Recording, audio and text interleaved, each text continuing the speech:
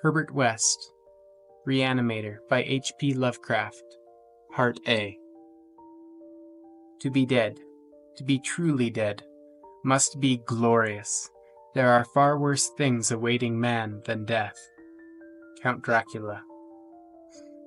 Part 1. From the Dark. Of Herbert West, who was my friend in college and in afterlife, I can speak only with extreme terror. This terror is not due altogether to the sinister manner of his recent disappearance, but was engendered by the whole nature of his life work, and first gained its acute form more than 17 years ago, when we were in the third year of our course at the Miskatonic University Medical School in Arkham. While he was with me, the wonder and diabolism of his experiments fascinated me utterly, and I was his closest companion. Now that he is gone and the spell is broken, the actual fear is greater. Memories and possibilities are even more hideous than realities. The first horrible incident of our acquaintance was the greatest shock I ever experienced, and it is only with reluctance that I repeat it. As I have said, it happened when we were in the medical school, where West had already made himself notorious through his wild theories on the nature of death and the possibility of overcoming it artificially. His views, which were ridiculed by the faculty and by his fellow students, hinged on the essentially mechanistic nature of life, and concerned means for operating the organic machinery of mankind by calculated chemical action after the failure of natural processes. In his experiments with the various animating solutions, he had killed and treated immense numbers of rabbits, guinea pigs, cats, dogs, and monkeys, till he had become the prime nuisance of the college. Several times he had actually obtained signs of life in animals supposedly dead, in many cases violent signs, but he soon saw that the perfection of his process, if indeed possible, would necessarily involve a lifetime of research. It likewise became clear that, since the same solution never worked alike on different organic species, he would require human subjects for further and more specialized progress. It was here that he first came into conflict with the college authorities and was debarred from further experiments by no less a dignitary than the dean of the medical school himself, the learned and benevolent Dr. Allen Halsey, whose work in behalf of the stricken is recalled by every old resident of Arkham. I had always been exceptionally tolerant of West's pursuits, and we frequently discussed his theories, whose ramifications and corollaries were almost infinite. Holding with Haeckel that all life is a chemical and physical process, and that the so-called soul is a myth, my friend believed that artificial reanimation of the dead can depend only on the condition of the tissues, and that unless actual decomposition has set in, a corpse fully equipped with organs may, with suitable measures, be set going again in the peculiar fashion known as life. That the psychic or intellectual life might be impaired by the slight deterioration of sensitive brain cells, which even a short period of death would be apt to cause, West fully realized. It had been, at first, his hope to find a reagent which would restore vitality before the actual advent of death, and only repeated failures on animals had shown him that the natural and artificial life motions were incompatible. He then sought extreme freshness in his specimens, injecting his solution into the blood immediately after the extinction of life. It was this circumstance which made the professors so carelessly skeptical, for they felt that true death had not occurred in any case. They did not stop to view the matter closely and reasoningly. It was not long after the faculty had interdicted his work that West confided to me his resolution to get fresh human bodies in some manner, and continue in secret the experiments he could no longer perform openly.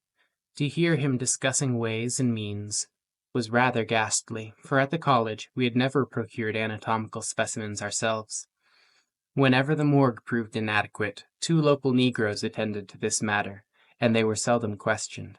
West was then a small, slender, spectacled youth, with delicate features, yellow hair, pale blue eyes, and a soft voice, and it was uncanny to hear him dwelling on the relative merits of Christ Church Cemetery and the Potter's Field. We finally decided on the Potter's Field because practically every body in Christchurch was embalmed, a thing of course ruinous to West's researches. I was, by this time, his active and enthralled assistant, and helped him make all his decisions, not only concerning the source of bodies, but concerning a suitable place for our loathsome work. It was I who thought of the deserted Chapman farmhouse beyond Meadow Hill, where we fitted up on the ground floor an operating room and a laboratory, each with dark curtains to conceal our midnight doings. The place was far from any road, and in sight of no other house, yet precautions were none the less necessary, since rumors of strange lights, started by chance nocturnal roamers, would soon bring disaster on our enterprise. It was agreed to call the whole thing a chemical laboratory, if discovery should occur. Gradually, we equipped our sinister haunt of science with materials either purchased in Boston or borrowed quietly from the college, materials carefully made unrecognizable save to expert eyes, and provided spades and picks for the many burials we should have to make in the cellar.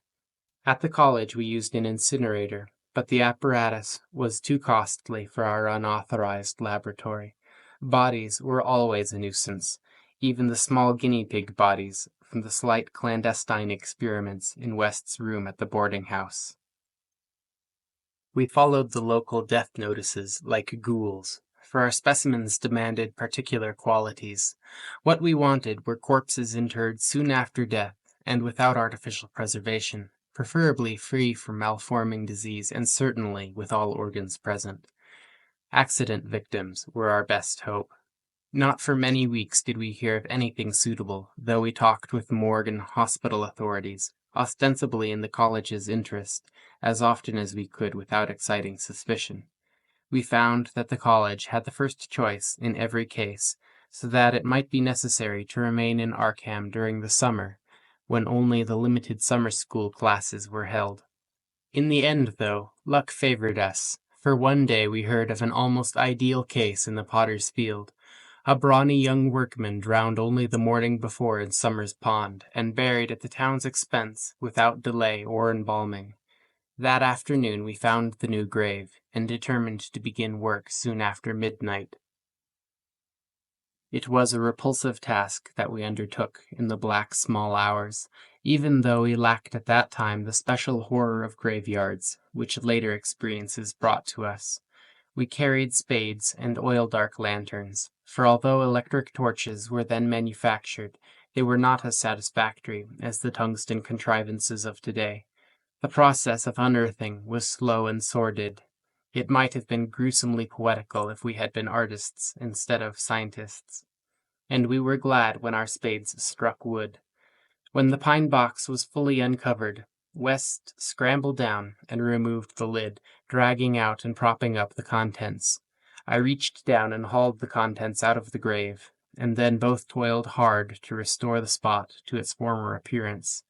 The affair made us rather nervous, especially the stiff form and the vacant face of our first trophy, but we managed to remove all traces of our visit.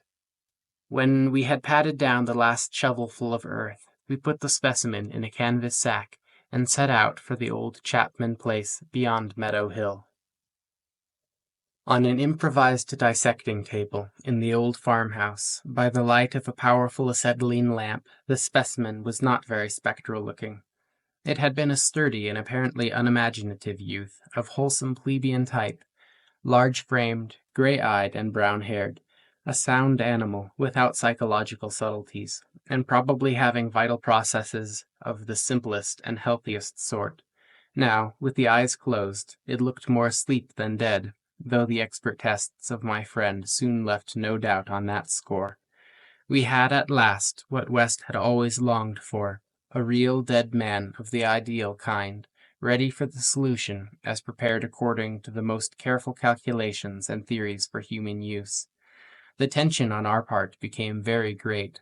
We knew that there was scarcely a chance for anything like complete success, and could not avoid hideous fears at possible grotesque results of partial animation. Especially were we apprehensive concerning the mind and the impulses of the creature, since in the space following death some of the more delicate cerebral cells, might well have suffered deterioration. I, myself, still held some curious notions about the traditional soul of man, and felt an awe at the secrets that might be told by one returning from the dead. I wondered what sights this placid youth might have seen in inaccessible spheres, and what he could relate if fully restored to life. But my wonder was not overwhelming, since for the most part I shared the materialism of my friend. He was calmer than I as he forced a large quantity of his fluid into a vein in the body's arm, immediately binding the incision securely. The waiting was gruesome, but West never faltered. Every now and then he applied his stethoscope to the specimen, and bore the negative results philosophically. After about 3/4 of an hour, without the least sign of life, he disappointedly pronounced the solution inadequate, but determined to make the most of his opportunity and try one change in the formula before disposing of his ghastly prize. We had that afternoon dug a grave in the cellar, and would have to fill it by dawn, for although we had fixed a lock on the house, we wished to shun even the remotest risk of a ghoulish discovery. Besides, the body would not be even approximately fresh the next night.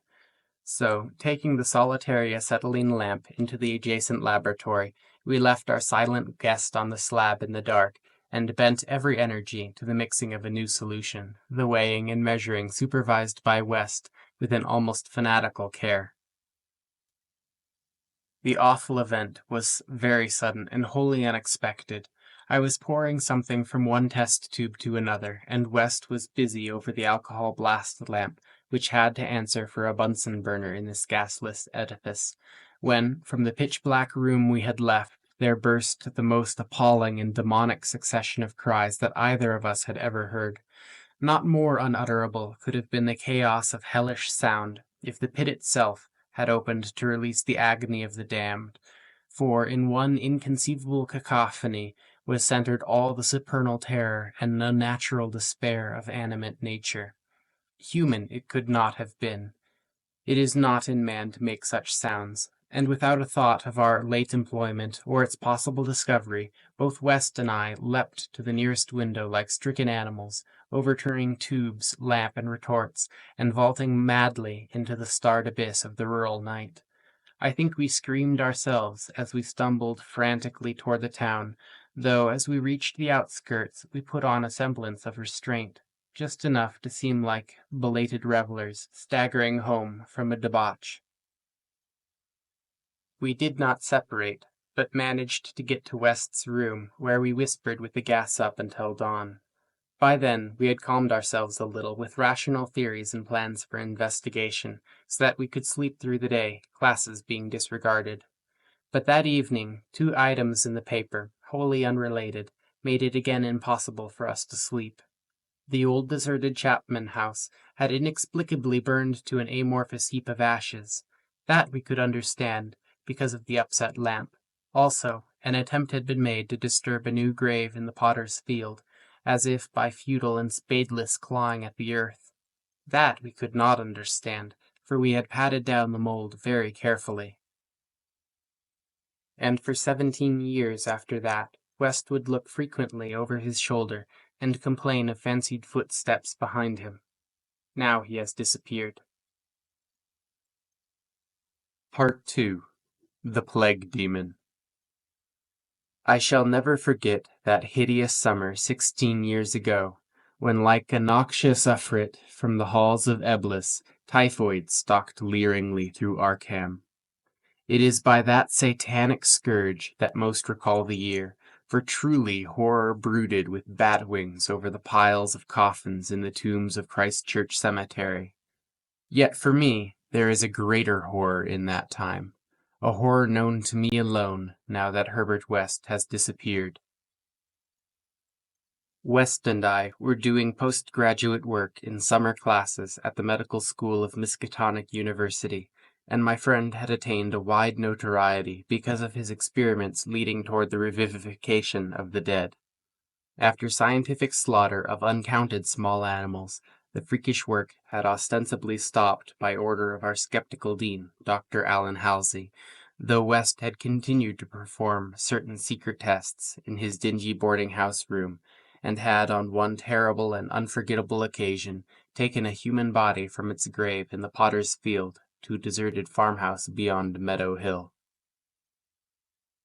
I was with him on that odious occasion, and saw him inject into the still veins the elixir which he thought would to some extent restore life's chemical and physical processes.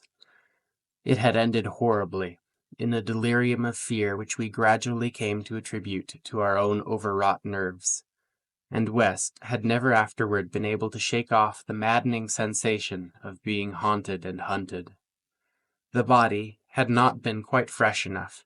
It is obvious that to restore normal mental attributes, a body must be very fresh indeed, and the burning of the old house had prevented us from burying the thing. It would have been better if we could have known it was underground. After that experience, West had dropped his researches for some time, but the zeal of the born scientist slowly returned, and he again became importunate with the college faculty, pleading for the use of the dissecting room and of fresh human specimens for the work he regarded as so overwhelmingly important. His pleas, however, were wholly in vain, for the decision of Dr. Halsey was inflexible, and the other professors all endorsed the verdict of their leader. In the radical theory of reanimation, they saw nothing but the immature vagaries of a youthful enthusiast, whose slight form, yellow hair, spectacled blue eyes, and soft voice gave no hint of the supernormal, almost diabolical power of the cold brain within. I can see him now as he was then, and I shiver. He grew sterner of face, but never elderly. And now Sefton Asylum has had the mishap, and West has vanished. West clashed disagreeably with Dr. Halsey near the end of our last undergraduate term in a wordy dispute that did less credit to him than to the kindly dean in point of courtesy. He felt that he was needlessly and irrationally retarded in a supremely great work, a work which he could of course conduct to suit himself in later years, but which he wished to begin while still possessed of the exceptional facilities of the university. That the tradition-bound elders should ignore his singular results on animals and persist in their denial of the possibility of reanimation was inexpressibly disgusting and almost incomprehensible to a youth of West's logical temperament. Only greater maturity could help him understand the chronic mental limitations of the professor-doctor type, the product of generations of pathetic puritanism, kindly, conscientious, and sometimes gentle and amiable, yet always narrow, intolerant, custom-ridden, and lacking in perspective. Age has more charity for these incomplete, yet high-souled characters, whose worst real vice is timidity, and who are ultimately punished by general ridicule for their intellectual sins, sins like Ptolemaicism, Calvinism, anti-Darwinism, and anti-Nietzscheism, and every sort of Sabbatarianism and sumptuary legislation. West, young despite his marvelous scientific acquirements, had scant patience with good Dr. Halsey and his erudite colleagues, and nursed an increasing resentment, coupled with a desire to prove his theories to these obtuse worthies in some striking and dramatic fashion. Like most youths, he indulged in elaborate daydreams of revenge, triumph, and final magnanimous forgiveness. And then had come the scourge, grinning and lethal, from the nightmare caverns of Tartarus. West and I had graduated about the time of its beginning, but had remained for additional work at the summer school, so that we were in Arkham when it broke with full demonic fury upon the town. Though not as yet licensed physicians, we now had our degrees, and were pressed frantically into the public service as the number of the stricken grew. The situation was almost past management, and deaths ensued too frequently for the local undertakers to handle. Burials without embalming were made in rapid succession, and even the Christchurch Cemetery receiving tomb was crammed with coffins of the unembalmed dead. This circumstance was not without effect on West, who thought often of the irony of the situation, so many fresh specimens, yet none for his persecuted researches. We were frightfully overworked, and the terrific mental and nervous strain made my friend brood morbidly. But West's gentle enemies were no less harassed with prostrating duties. College had all but closed, and every doctor of the medical faculty was helping to fight the typhoid plague. Dr. Halsey in particular had distinguished himself in sacrificing service, applying his extreme skill with wholehearted energy to cases which many others shunned because of danger or apparent hopelessness. Before a month was over, the fearless dean had become a popular hero, though he seemed unconscious of his fame as he struggled to keep from collapsing with physical fatigue and nervous exhaustion. West could not withhold admiration for the fortitude of his foe, but because of this was even more determined to prove to him the truth of his amazing doctrines.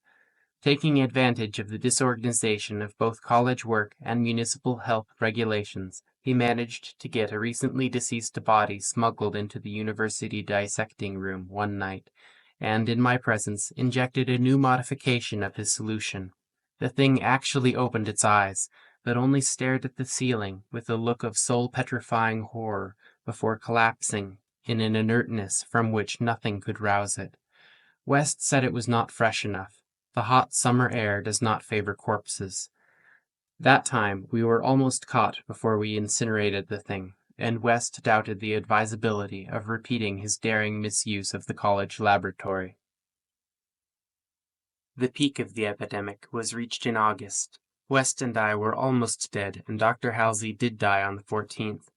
The students all attended the hasty funeral on the 15th, and bought an impressive wreath, though the latter was quite overshadowed by the tributes sent by wealthy Arkham citizens and by the municipality itself. It was almost a public affair, for the dean had surely been a public benefactor. After the entombment, we were all somewhat depressed, and spent the afternoon at the bar of the commercial house, where West, though shaken by the death of his chief opponent, chilled the rest of us with references to his notorious theories. Most of the students went home, or to various duties as the evening advanced, but West persuaded me to aid him in making a night of it. West's landlady saw us arrive at his room about 2 a.m, with a third man between us, and told her husband that we had all evidently dined and wined rather well. Apparently, this acidulous matron was right, for about 3 a.m. the whole house was aroused by cries coming from West's room, where, when they broke down the door, they found the two of us unconscious on the blood-stained carpet, beaten, scratched, and mauled, and with the broken remnants of West's bottles and instruments around us. Only an open window told what had become of our assailant, and many wondered how he himself had fared after the terrific leap from the second story to the lawn which he must have made. There were some strange garments in the room, but West, upon regaining consciousness, said that they did not belong to the stranger, but were specimens collected for bacteriological analysis in the course of investigations on the transmission of germ diseases. He ordered them burnt as soon as possible in the capacious fireplace. To the police we both declared ignorance of our late companion's identity. He was, West nervously said, a congenial stranger whom we had met at some downtown bar of uncertain location. We had all been rather jovial, and West and I did not wish to have our pugnacious companion hunted down. That same night saw the beginning of the second Arkham horror, the horror that to me eclipsed the plague itself. Christchurch Cemetery was the scene of a terrible killing, a watchman having been clawed to death in a manner not only too hideous for description, but raising a doubt as to the human agency of the deed. The victim had been seen alive considerably after midnight. The dawn revealed the unutterable thing. The manager of a circus at the neighboring town of Bolton was questioned, but he swore that no beast had at any time escaped from its cage. Those who found the body noted a trail of blood leading to the receiving tomb, where a small pool of red lay on the concrete just outside the gate. A fainter trail led away toward the woods, but it soon gave out. The next night devils danced on the roofs of Arkham, and unnatural madness howled in the wind. Through the fevered town had crept a curse which some said was greater than the plague, and which some whispered was the embodied demon soul of the plague itself. 8 houses were entered by a nameless thing which strewed red death in its wake, In all, 17 maimed and shapeless remnants of bodies were left behind by a voiceless, sadistic monster that crept abroad. A few persons had half seen it in the dark, and said it was white and like a malformed ape or anthropomorphic fiend. It had not left behind quite all that it had attacked, for sometimes it had been hungry. The number it had killed was 14. 3 of the bodies had been in stricken homes and had not been alive.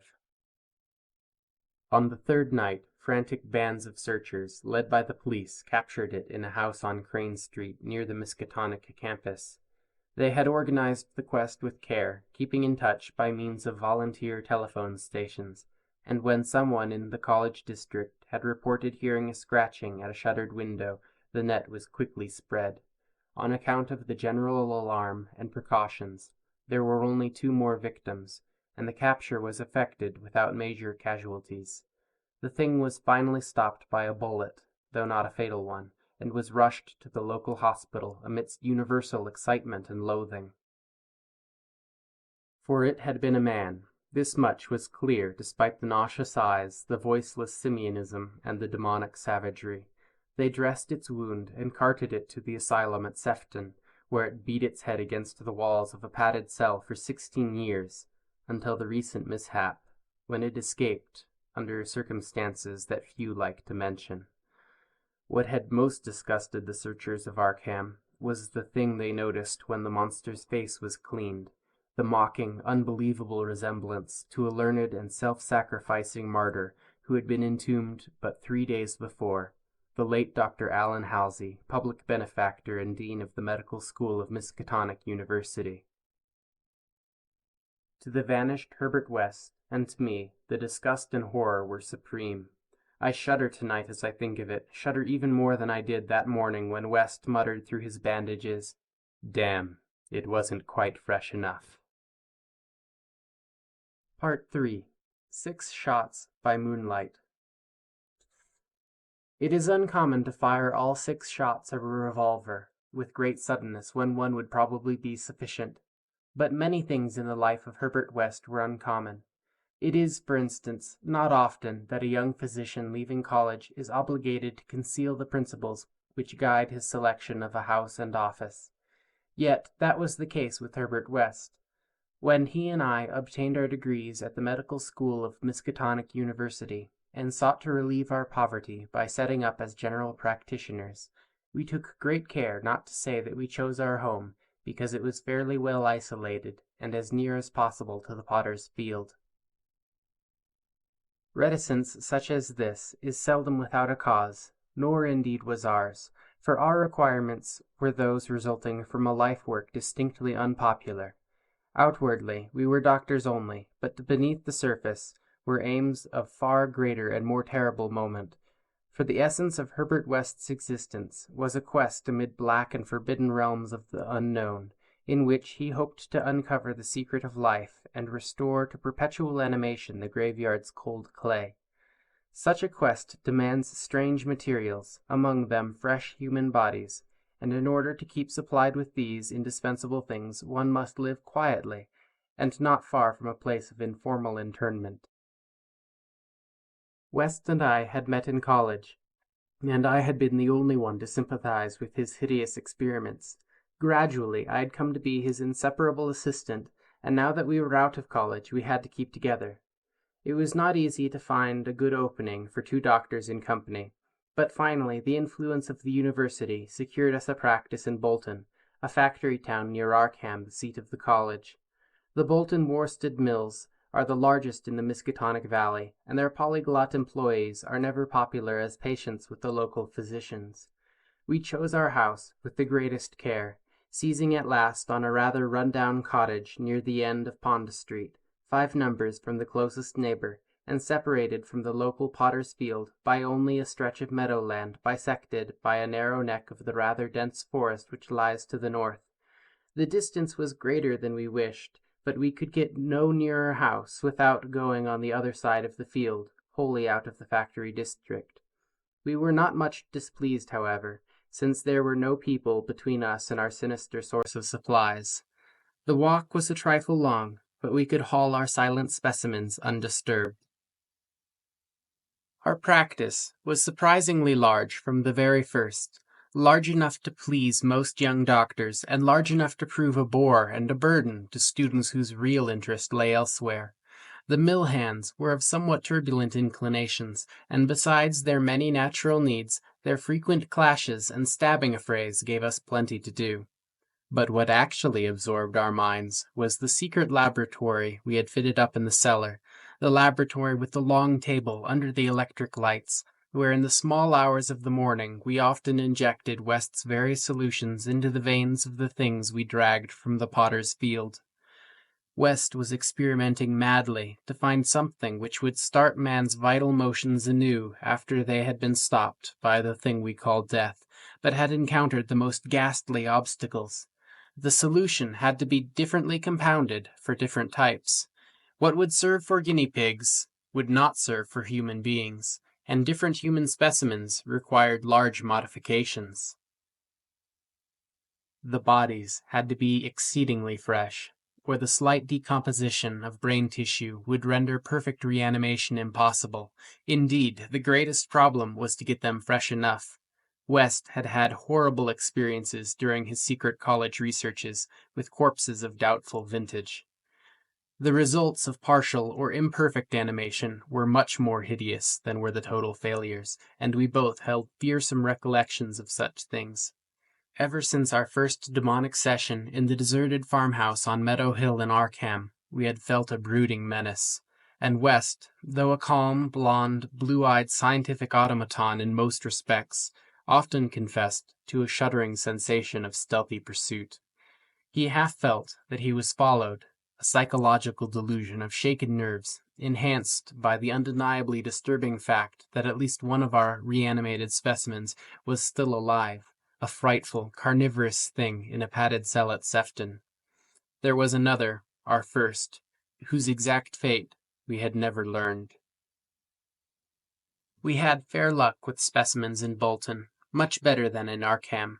We had not been settled a week before we got an accident victim on the very night of burial, and made it open its eyes with an amazingly rational expression before the solution failed. It had lost an arm. If it had been a perfect body, we might have succeeded better. Between then and the next January, we secured 3 more. 1 total failure, 1 case of marked muscular motion, and 1 rather shivery thing. It rose of itself and uttered a sound. Then came a period where luck was poor. Interments fell off, and those that did occur were of specimens either too diseased or too maimed for use. We kept track of all the deaths and their circumstances with systematic care. One March night, however, we unexpectedly obtained a specimen which did not come from the potter's field. In Bolton, the prevailing spirit of Puritanism had outlawed the sport of boxing, with the usual result. Surreptitious and ill-conducted bouts among the mill workers were common, and occasionally professional talent of low grade was imported. This late winter night there had been such a match, evidently with disastrous results, since 2 timorous Poles had come to us with incoherently whispered entreaties to attend to a very secret and desperate case. We followed them to an abandoned barn, where the remnants of a crowd of frightened foreigners were watching a silent black form on the floor. The match had been between Kid O'Brien, a lubberly and now quaking youth with a most un-Hiberian hooked nose, and Buck Robinson, the Harlem Smoke. The Negro had been knocked out, and a moment's examination showed us that he would permanently remain so. He was a loathsome, gorilla-like thing, with abnormally long arms, which I could not help calling forelegs, and a face that conjured up thoughts of unspeakable Congo secrets and tom-toms pounding under an eerie moon. The body must have looked even worse in life, but the world holds many ugly things. Fear was upon the whole pitiful crowd, for they did not know what the law would extract from them if the affair were not hushed up, and they were grateful when West, in spite of my involuntary shudders, offered to get rid of the thing quietly, for a purpose I knew too well. There was bright moonlight over the snowless landscape, but we dressed the thing, and carried it home between us, through the deserted streets and meadows, as we had carried a similar thing one horrible night in Arkham. We approached the house, from the field in the rear, and took the specimen in the back door and down the cellar stairs and prepared it for the usual experiment. Our fear of the police was absurdly great, though we had timed our trip to avoid the solitary patrolman of that section. The result was wearily anticlimactic. Ghastly as our prize appeared, it was wholly unresponsive to every solution we injected in its black arm. Solutions prepared from experience with white specimens only. So as the hour grew dangerously near to dawn, we did as we had done with the others, dragged the thing across the meadows to the neck of the woods near the potter's field, and buried it there in the best sort of grave the frozen ground would furnish. The grave was not very deep, but fully as good as that of the previous specimen, the thing which had risen of itself and uttered a sound. In the light of our dark lanterns, we carefully covered it with leaves and dead vines, fairly certain that the police would never find it in a forest so dim and dense. The next day, I was increasingly apprehensive about the police, for a patient brought rumors of a suspected fight and death. West had still another source of worry, for he had been called in the afternoon to a case which ended very threateningly. An Italian woman had become hysterical over her missing child, a lad of 5, who had strayed off early in the morning and failed to appear for dinner, and had developed symptoms highly alarming in view of an always weak heart. It was a very foolish hysteria, for the boy had often run away before, but Italian peasants are exceedingly superstitious, and this woman seemed as much harassed by omens as by facts. About 7 o'clock in the evening she had died, and her frantic husband had made a frightful scene in his efforts to kill West, whom he wildly blamed for not saving her life. Friends had held him back when he drew a stiletto, but West departed amidst his inhuman shrieks, curses, and oaths of vengeance. In his latest affliction, the fellow seemed to have forgotten his child, who was still missing as the night advanced. There was some talk of searching the woods, but most of the family's friends were busy with the dead woman and the screaming man. Altogether, the nervous strain upon West must have been tremendous. Thoughts of the police and of the mad Italian both weighed heavily. We retired about 11, but I did not sleep well. Bolton had a surprisingly good police force for so small a town, and I could not help fearing the mess which would ensue if the affair of the night before were ever tracked down. It might mean the end of all our local work, and perhaps prison for both West and me. I did not like those rumors of a fight which were floating about. After the clock had struck 3, the moon shone in my eyes, but I turned over without rising to pull down the shade. Then came the steady rattling at the back door. I lay still and somewhat dazed, but before long heard West's rap on my door. He was clad in dressing gown and slippers, and had in his hands a revolver and an electric flashlight. From the revolver, I knew that he was thinking more of the crazed Italian than of the police. "We'd better both go," he whispered. "It wouldn't do not to answer it anyway, and it may be a patient. It would be like one of those fools to try the back door." So we both went down the stairs on tiptoe, with a fear partly justified, and partly that which comes only from the soul of the weird small hours. The rattling continued, growing somewhat louder. When we reached the door, I cautiously unbolted it, and threw it open. As the moon streamed revealingly down on the form silhouetted there, West did a peculiar thing. Despite the obvious danger of attracting notice and bringing down on our heads the dreaded police investigation, a thing which, after all, was mercifully averted by the relative isolation of our cottage, my friend suddenly, excitedly, and unnecessarily emptied all 6 chambers of his revolver into the nocturnal visitor. For that visitor was neither Italian nor policeman. Looming hideously against the spectral moon was a gigantic, misshapen thing not to be imagined save in nightmares, a glassy-eyed, ink-black apparition nearly on all 4s, covered with bits of mold, leaves, and vines, foul with caked blood, and having between its glistening teeth a snow-white, terrible, cylindrical object, terminating in a tiny hand. Part 4. The Scream of the Dead. The scream of a dead man gave to me that acute and added horror of Dr. Herbert West, which harassed the later years of our companionship. It is natural that such a thing as a dead man's scream should give horror, for it is obviously not a pleasing or ordinary occurrence. But I was used to similar experiences, hence suffered on this occasion only because of a particular circumstance. And, as I have implied, it was not of the dead man himself that I became afraid. Herbert West, whose associate and assistant I was, possessed scientific interests far beyond the usual routine of a village physician. That was why, when establishing his practice in Bolton, he had chosen an isolated house near the potter's field.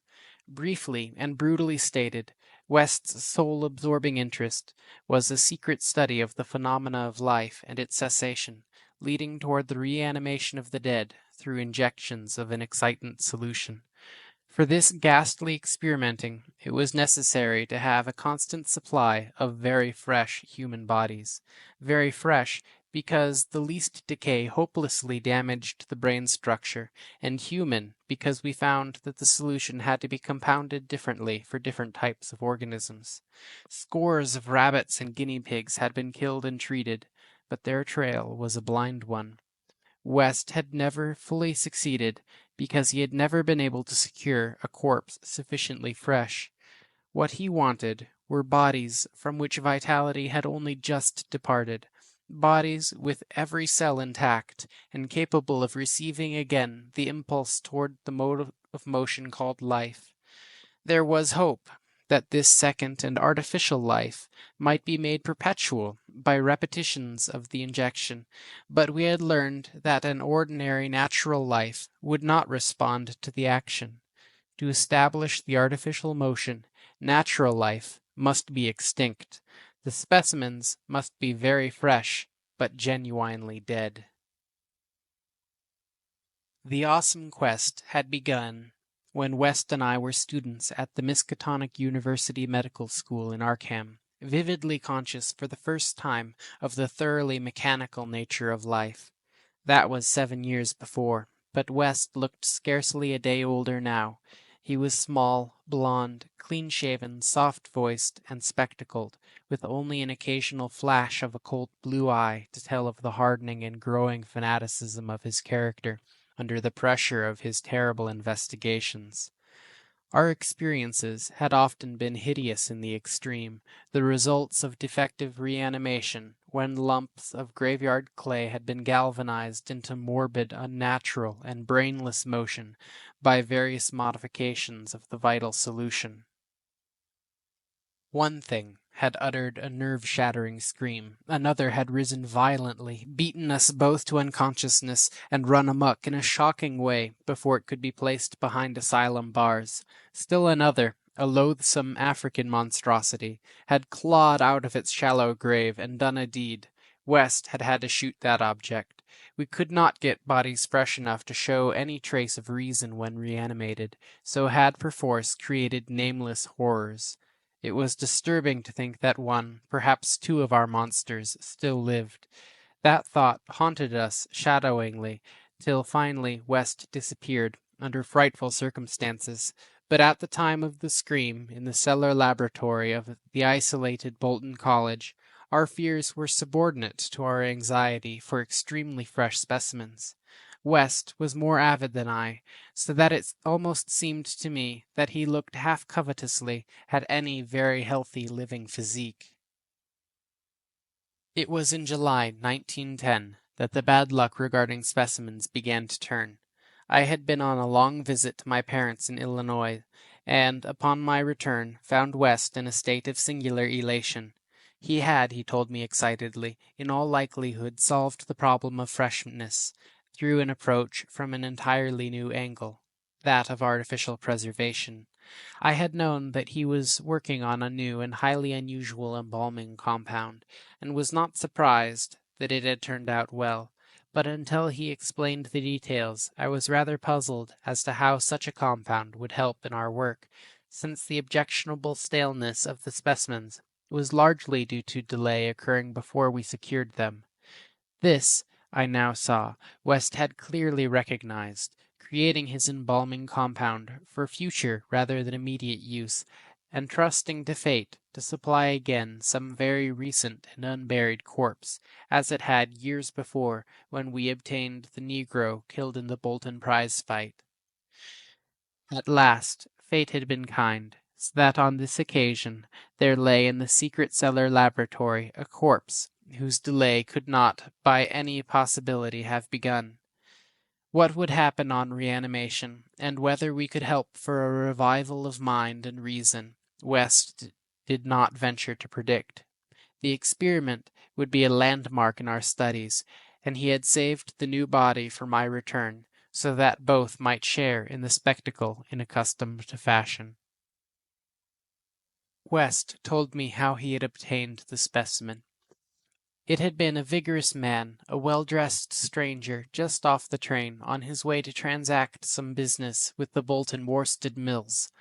The walk through the town had been long, and by the time the stranger paused at our cottage to ask the way to the factories, his heart had become greatly overtaxed.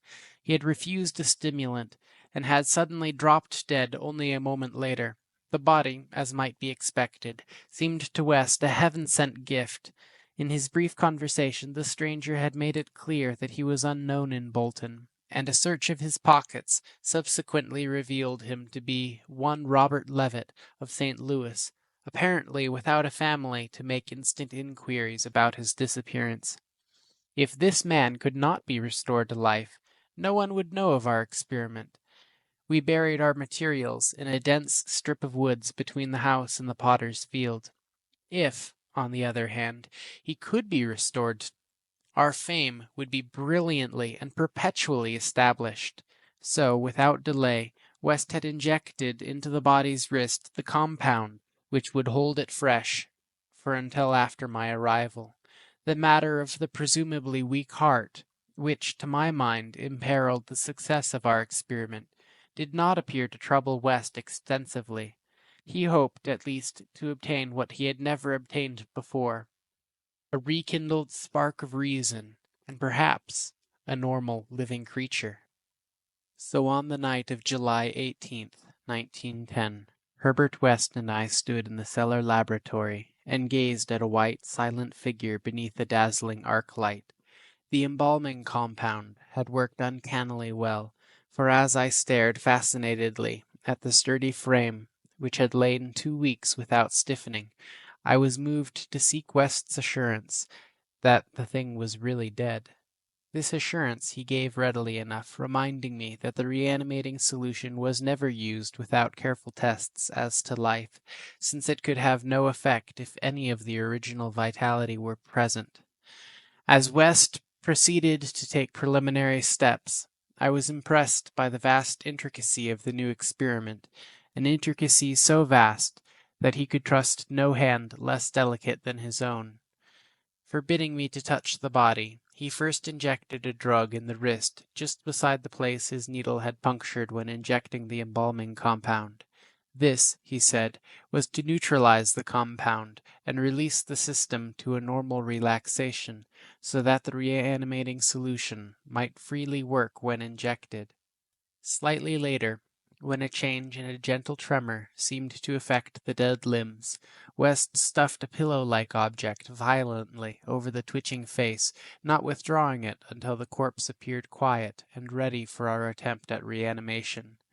The pale enthusiast now applied some last perfunctory tests for absolute lifelessness, withdrew satisfied, and finally injected into the left arm an accurately measured amount of the vital elixir, prepared during the afternoon with a greater care than we had used since college days, when our feet were new and groping. I cannot express the wild, breathless suspense with which we waited for results on this first really fresh specimen, the first we could reasonably expect to open its lips in rational speech, perhaps to tell of what it had seen beyond the unfathomable abyss. West was a materialist, believing in no soul and attributing all the working of consciousness to bodily phenomena. Consequently, he looked for no revelation of hideous secrets from the gulfs and caverns beyond death's barrier. I did not wholly disagree with him, theoretically, yet held vague instinctive remnants of the primitive faith of my forefathers, so that I could not help eyeing the corpse with a certain amount of awe and terrible expectation. Besides, I could not extract from my memory that hideous, inhuman shriek we heard on the night we tried our first experiment in the deserted farmhouse at Arkham. Very little time had elapsed before I saw the attempt was not to be a total failure. A touch of color came to cheeks hitherto chalk white, and spread out under the curiously ample stubble of sandy beard. West, who had his hand on the pulse of the left wrist, suddenly nodded significantly, and almost simultaneously a mist appeared on the mirror inclined above the body's mouth. There followed a few spasmodic muscular motions, and then an audible breathing and visible motion of the chest. I looked at the closed eyelids, and thought I detected a quivering. Then the lids opened, showing eyes which were gray, calm, and alive, but still unintelligent and not even curious. In a moment of fantastic whim, I whispered questions to the reddening ears, questions of other worlds of which the memory might still be present. Subsequent terror drove them from my mind, but I think the last one which I repeated was, "Where have you been?" I do not yet know whether I was answered or not, for no sound came from the well-shaped mouth. But I do know that at that moment I firmly thought the thin lips moved silently, forming syllables which I would have vocalized as "only now," if that phrase had possessed any sense or relevancy. At that moment, as I say, I was elated with the conviction that the one great goal had been attained, and that for the first time a reanimated corpse had uttered distinct words impelled by actual reason. In the next moment there was no doubt about the triumph, no doubt that the solution had truly accomplished, at least temporarily, its full mission of restoring rational and articulate life to the dead. But in that triumph there came to me the greatest of all horrors, not horror of the thing that spoke, but of the deed that I had witnessed, and of the man with whom my professional fortunes were joined. For that very fresh body, at last writhing into full and terrifying consciousness, with eyes dilated at the memory of its last scene on earth, threw out its frantic hands in a life and death struggle with the air, and suddenly collapsing into a second and final dissolution, from which there could be no return, screamed out the cry that will ring eternally in my aching brain. "Help! Keep off, you cursed little towhead fiend! Keep that damned needle away from me!" Part 5. The Horror from the Shadows. Many men have related hideous things, not mentioned in print, which happened on the battlefields of the Great War. Some of these things have made me faint. Others have convulsed me with devastating nausea, while still others have made me tremble and look behind me in the dark. Yet despite the worst of them, I believe that I can myself relate the most hideous thing of all, the shocking, the unnatural, the unbelievable horror from the shadows. In 1915, I was a physician with the rank of first lieutenant in a Canadian regiment in Flanders, one of many Americans to precede the government itself into the gigantic struggle. I had not entered the army of my own initiative, but rather as a natural result of the enlistment of the man whose indispensable assistant I was, the celebrated Boston surgical specialist, Dr. Herbert West. Dr. West had been avid for a chance to serve as a surgeon in a great war, and when the chance had come, he carried me with him almost against my will. There were reasons why I could have been glad to let the war separate us, reasons why I found the practice of medicine and the companionship of West more and more irritating. But when he had gone to Ottawa, and through a colleague's influence secured a medical commission as major, I could not resist the imperious persuasion of one determined that I should accompany him in my usual capacity. When I say that Dr. West was avid to serve in battle, I do not mean to imply that he was either naturally warlike or anxious for the safety of civilization. Always an ice-cold intellectual machine, slight, blond, blue-eyed, and spectacled, I think he secretly sneered at my occasional martial enthusiasms and censures of supine neutrality. There was, however, something he wanted in embattled Flanders, and in order to secure it, had to assume a military exterior. What he wanted was not a thing which many persons want, but something connected with the peculiar branch of medical science which he had chosen quite clandestinely to follow, and in which he had achieved amazing and occasionally hideous results. It was, in fact, nothing more or less than an abundant supply of freshly killed men in every stage of dismemberment. Herbert West needed fresh bodies because his life work was the reanimation of the dead.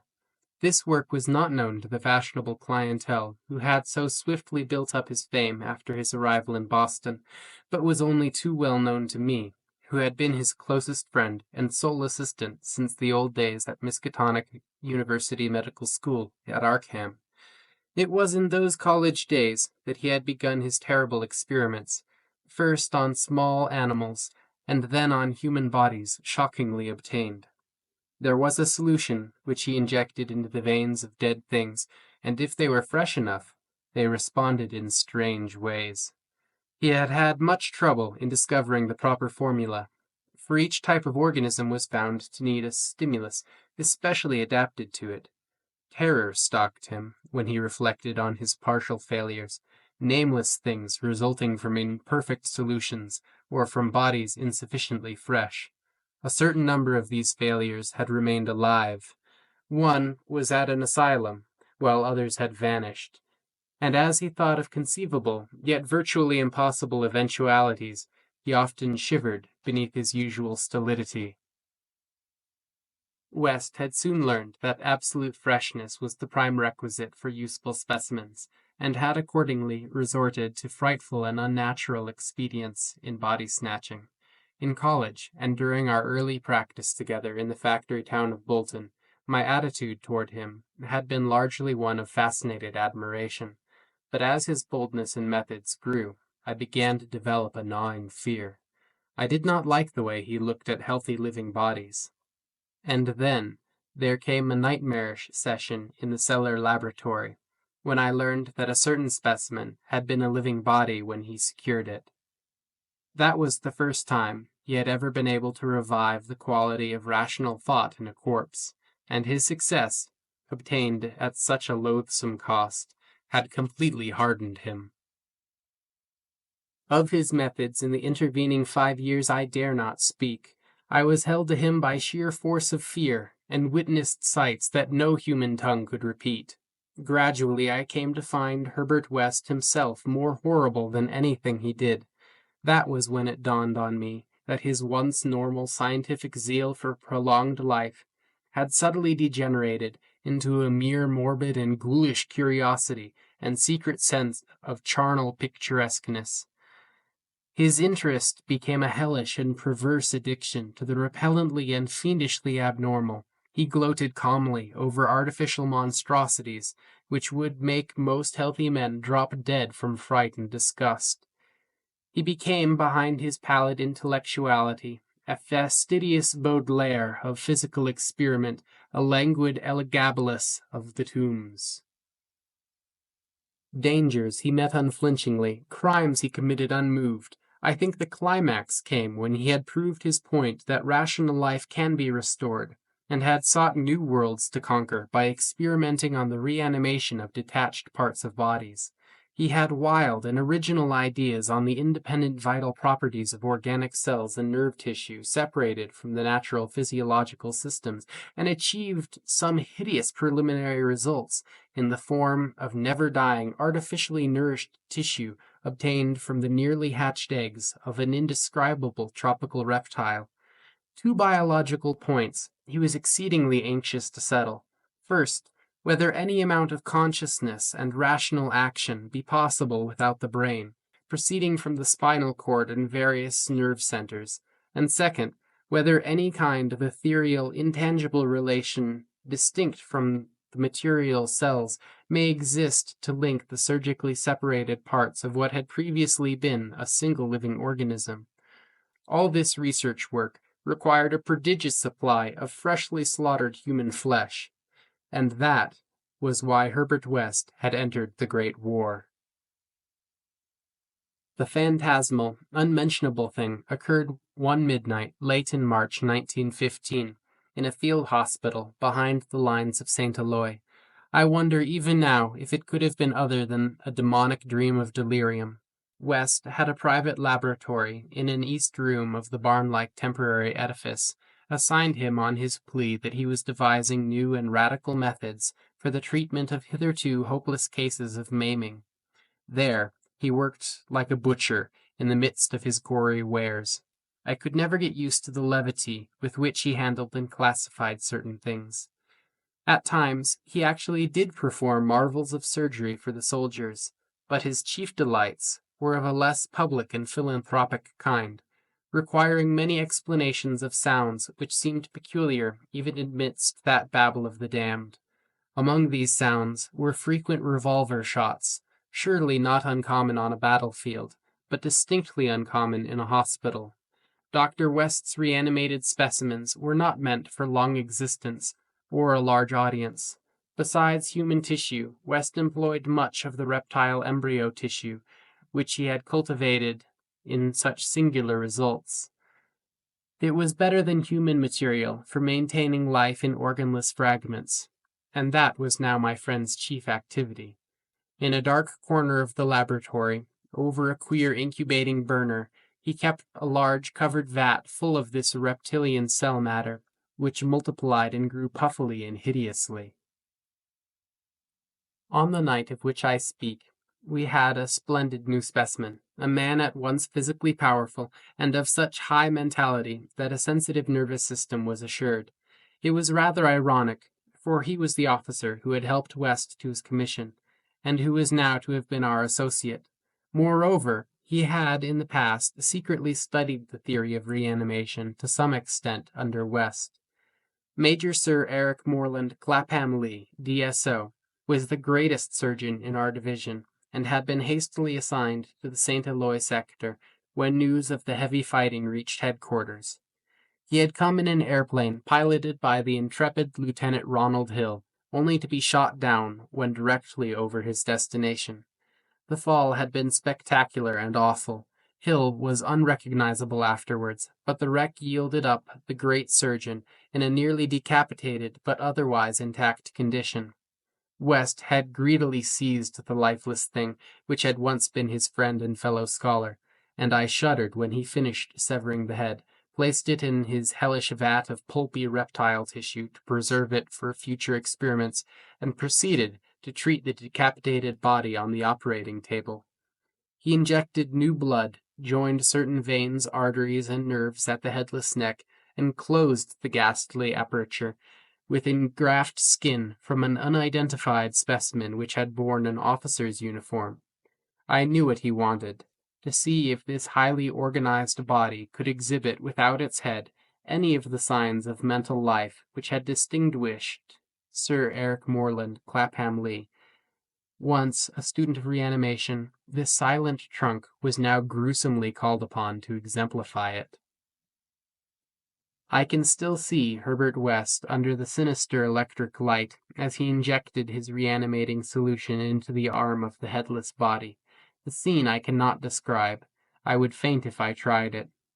For there is a madness in a room full of classified charnel things, with blood and lesser human debris almost ankle-deep on the slimy floor, and with hideous reptilian abnormalities sprouting, bubbling, and baking over a winking bluish-green spectre of dim flame in a far corner of black shadows.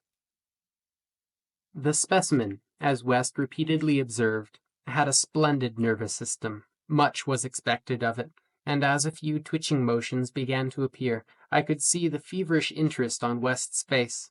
He was ready, I think, to see proof of his increasingly strong opinion that consciousness, reason, and personality can exist independently of the brain, that man has no central, connective spirit, but is merely a machine of nervous matter, each section more or less complete in itself.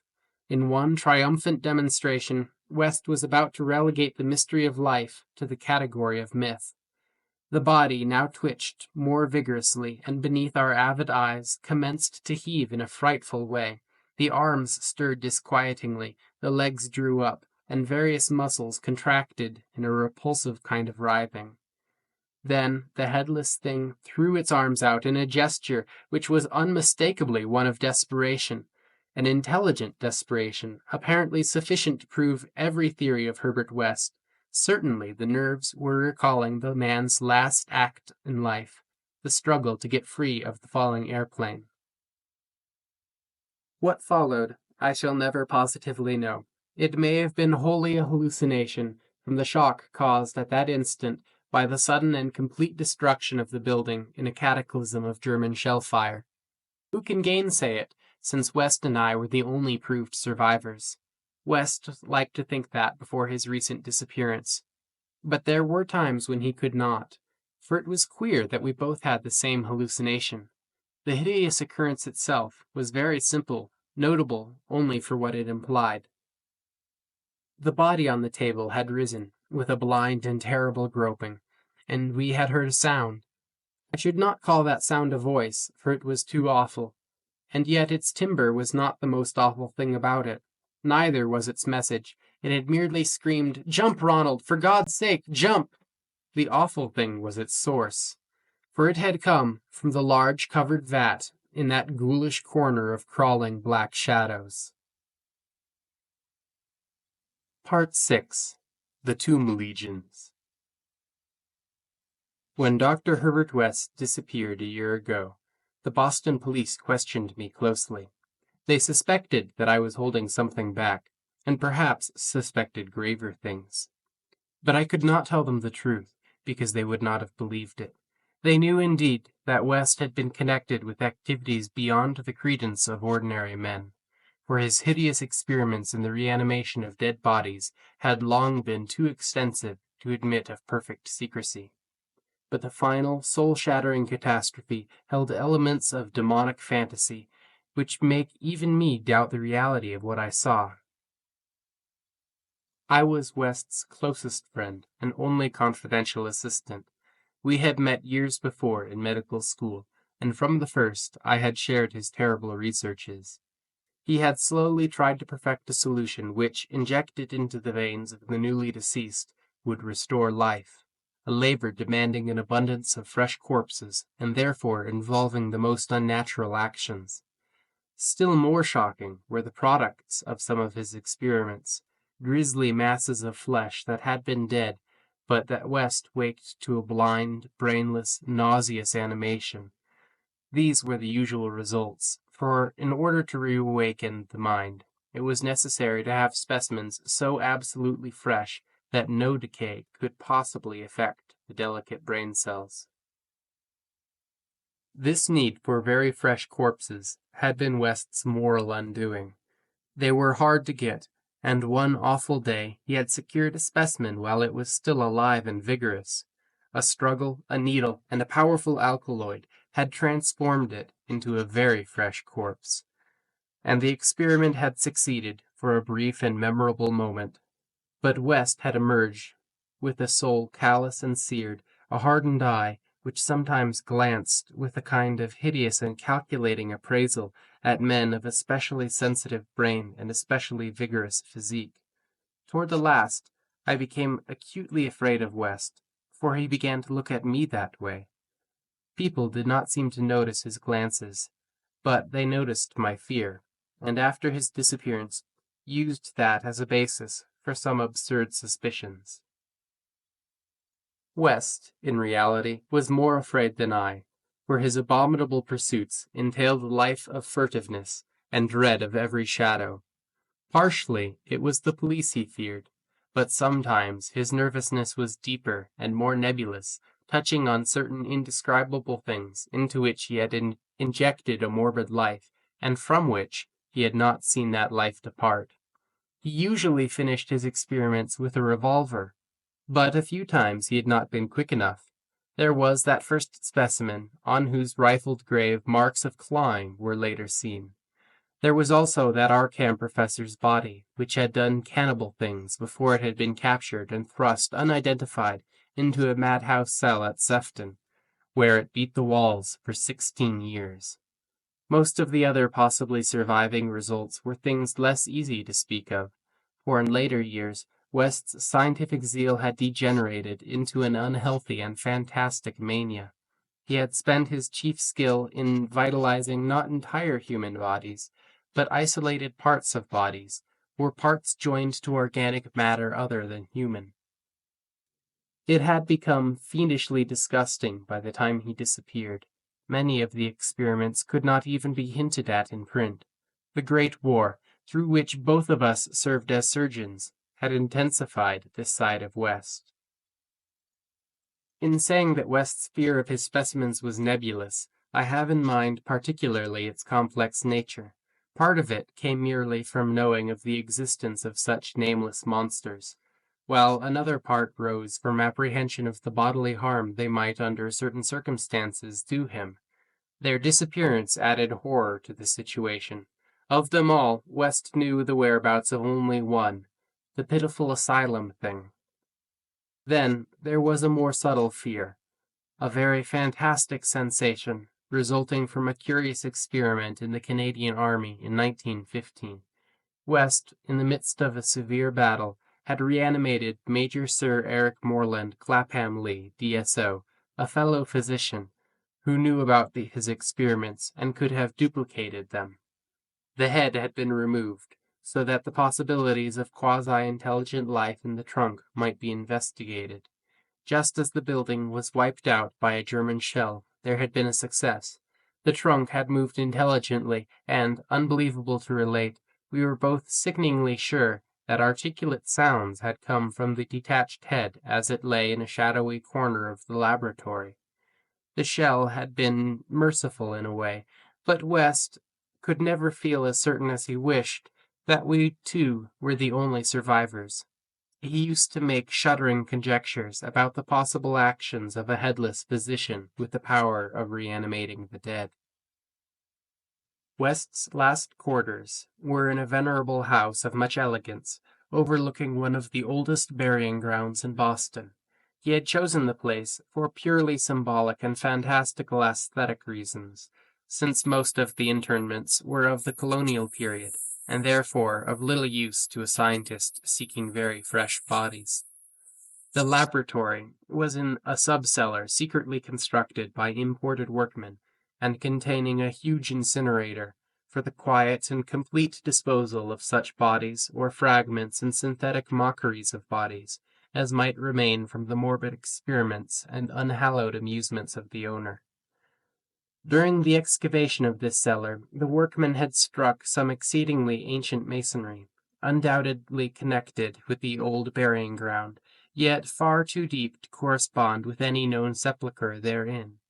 After a number of calculations, West decided that it represented some secret chamber beneath the tomb of the Averils, where the last interment had been made in 1768. I was with him when he studied the nitrous dripping walls, laid bare by the spades and mattocks of the men, and was prepared for the gruesome thrill which would attend the uncovering of century grave secrets. But, for the first time, West's new timidity conquered his natural curiosity, and he betrayed his degenerating fiber by ordering the masonry left intact and plastered over. Thus, it remained until the final hellish night, part of the walls of the secret laboratory. I speak of West's decadence, but must add that it was a purely mental and intangible thing.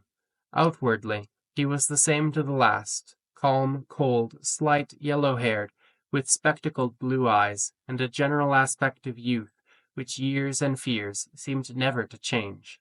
He seemed calm, even when he thought of that clawed grave and looked over his shoulder, even when he thought of the carnivorous thing that gnawed and pawed at Sefton bars. The end of Herbert West began one evening in our joint study, when he was dividing his curious glance between the newspaper and me. A strange headline item had struck at him from the crumpled page, and a nameless Titan claw had seemed to reach down through 16 years. Something fearsome and incredible had happened at Sefton Asylum 50 miles away, stunning the neighborhood and baffling the police. In the small hours of the morning, a body of silent men had entered the grounds, and their leader had aroused the attendants. He was a menacing military figure who talked without moving his lips, and whose voice seemed almost ventriloquially connected with an immense black case he carried. The expressionless face was handsome to the point of radiant beauty, and had shocked the superintendent when the hall light fell on it, for it was a wax face, with eyes of painted glass. Some nameless accident had befallen this man. A larger man guided his steps, a repellent hulk whose bluish face seemed half eaten away by some unknown malady. The speaker had asked for the custody of the cannibal monster committed from Arkham 16 years before, and upon being refused, gave a signal which precipitated a shocking riot. The fiends had beaten, trampled, and bitten every attendant who did not flee, killing 4 and finally succeeding in the liberation of the monster. Those victims, who could recall the event without hysteria, swore that the creatures had acted less like men than like unthinkable automata guided by the waxed-faced leader. By the time help could be summoned, every trace of the men and their mad charge had vanished. From the hour of reading this item until midnight, West sat almost paralyzed. At midnight the doorbell rang, startling him fearfully. All the servants were asleep in the attic, so I answered the bell. As I have told the police, there was no wagon in the street, but only a group of strange-looking figures bearing a large, square box, which they deposited in the hallway after one of them had grunted, in a highly unnatural voice, "Express. Prepaid." They filed out of the house with a jerky tread, and as I watched them go, I had an odd idea that they were turning toward the ancient cemetery on which the back of the house abutted. When I slammed the door after them, West came downstairs and looked at the box. It was about 2 feet square, and bore West's correct name and present address. It also bore the inscription, "From Eric Moreland, Clapham Lee, St. Eloi, Flanders." 6 years before, in Flanders, a shelled hospital had fallen upon the headless reanimated trunk of Dr. Clapham Lee, and upon the detached head, which, perhaps, had uttered articulate sounds. West was not even excited now. His condition was more ghastly. Quickly he said, "It's the finish, but let's incinerate this." We carried the thing down to the laboratory, listening. I do not remember many particulars. You can imagine my state of mind, but it is a vicious lie to say that it was Herbert West's body which I put into the incinerator. We both inserted the whole unopened wooden box, closed the door, and started the electricity. Nor did any sound come from the box after all. It was West who first noticed the falling plaster on that part of the wall where the ancient tomb masonry had been covered up. I was going to run, but he stopped me. Then I saw a small black aperture, felt a ghoulish wind of ice, and smelled the carnal bowels of a putrescent earth. There was no sound, but just then the electric lights went out, and I saw, outlined against some phosphorescence of the netherworld, a horde of silent, toiling things, which only insanity, or worse, could create. Their outlines were human, semi-human, fractionally human, and not human at all. The horde was grotesquely heterogeneous. They were removing the stones quietly, one by one, from the centuried wall, and then, as the breach became large enough, they came out into the laboratory single file, led by a talking thing with a beautiful head made of wax. A sort of mad-eyed monstrosity behind the leader seized on Herbert West.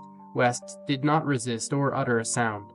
Then they all sprang at him and tore him to pieces before my eyes, bearing the fragments away into that subterranean vault of fabulous abominations. West's head was carried off by the wax-headed leader, who wore a Canadian officer's uniform. As it disappeared, I saw that the blue eyes behind the spectacles were hideously blazing with their first touch of frantic, visible emotion. Servants found me unconscious in the morning. West was gone. The incinerator contained only unidentifiable ashes. Detectives have questioned me, but what can I say? The Sefton tragedy they will not connect with West. Not that, nor the men with the box, whose existence they deny. I told them of the vault, and they pointed to the unbroken plaster wall and laughed. so I told them no more. They imply that I am either a madman or a murderer. Probably I am mad, but I might not be mad if those accursed tomb legions had not been so silent. End of Herbert West, Reanimator. Thank you for joining us on Rising Together. We hope you've enjoyed this LibriVox recording of Herbert West, Reanimator by H.P. Lovecraft. Until next time, stay curious and beware the perils of ambition.